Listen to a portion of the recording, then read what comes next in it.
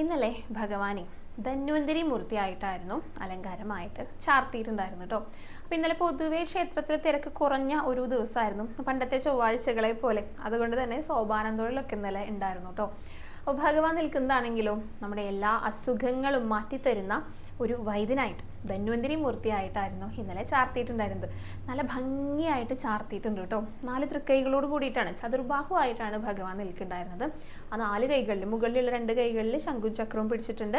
പിന്നെ താഴെയുള്ള 2 കൈകളിൽ ഒന്നിലെ അമൃത കലശവും ഒന്നിലെ ജലൂകയും കൂടെ പിടിച്ചിട്ടാണ് നിൽപ്പുണ്ടായിരുന്നത്. നല്ല ഭംഗിയുണ്ടായിരുന്നു അലങ്കാരം, ചാർത്തിയതും ആ തിളക്കവും ഒക്കെ. ശരിക്കും ധന്വന്തരി മൂർത്തി നമ്മുടെ മുന്നിൽ ഇങ്ങനെ എഴുന്നള്ളി നിൽക്കുന്നത് പോലെ തന്നെയാണ് തോന്നുക കേട്ടോ. 2 മാലകൾ ഉണ്ടായിരുന്നു, തിരുമുടി മാലകൾ. അതിൽ ഒരെണ്ണം നല്ല വെളുത്ത നന്ദ്യാർവട്ട പൂക്കളും പിന്നെ കുറച്ച് തെച്ചിയും കൂടെ കോർത്തിട്ടായിരുന്നു. വെള്ളയായിരുന്നു കൂടുതൽ, ചുവപ്പ് കുറച്ചേ ഉണ്ടായിരുന്നുള്ളൂ. പിന്നെ ഒരു തിരുമുടി മാല എന്ന് പറയുന്നത് ഒരെണ്ണം തെച്ചിപ്പൂക്കൾ കൊണ്ട് കോർത്തിട്ടായിരുന്നു. ഒരു ഉണ്ടമാലയുണ്ട്, അതിൽ തെച്ചിയുണ്ട്, തുളസിയുണ്ട്, നന്ദ്യാർവട്ടമുണ്ട്. ഈ 3 നിറങ്ങളും കൂടെ ഇങ്ങനെ ഇടയ്ക്കിടയ്ക്ക് ഇങ്ങനെ മാറി മാറി കോർത്തിട്ടുള്ള ഒരു മാലയായിരുന്നു. ഭഗവാനെ നല്ല ഭംഗിയുണ്ടായിരുന്നു കാണാനായിട്ട് കേട്ടോ. കിരീടമൊക്കെ ചാർത്തിയിട്ടുണ്ട്, നല്ല ഭംഗിയിൽ കിരീടം ചാർത്തിയിരിക്കുകയാണ്. പിന്നെ കതുപൂക്കളുണ്ട്, നെറ്റിയിൽ തിലകമുണ്ട്, 3 മാലകൾ കഴുത്തിൽ അണിഞ്ഞിട്ടുണ്ട്. അതൊക്കെ നല്ല ചന്തത്തിൽ തന്നെ ചാർത്തി കൊടുത്തിട്ടുണ്ട്. പിന്നെ 4 തൃക്കൈകളാണ്, 2 കൈകളിൽ ശംഖും ചക്രവും കൂടെ പിടിച്ചിട്ടുണ്ട്.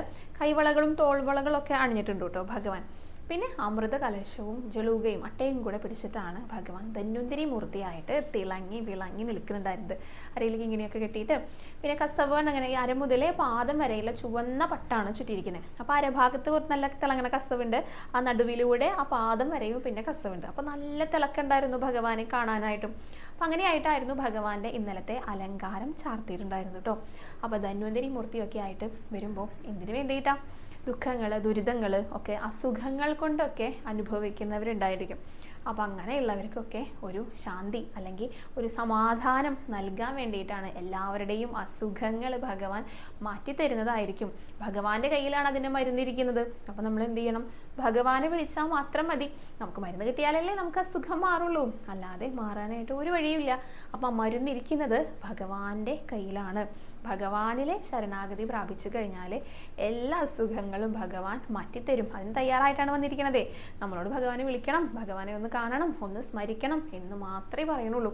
അപ്പോൾ നന്നായിട്ട് ധന്വന്തരി മൂർത്തിയായി നിൽക്കുന്ന ഭഗവാനെ തൊഴുത് പ്രാർത്ഥിച്ചോളൂ കേട്ടോ.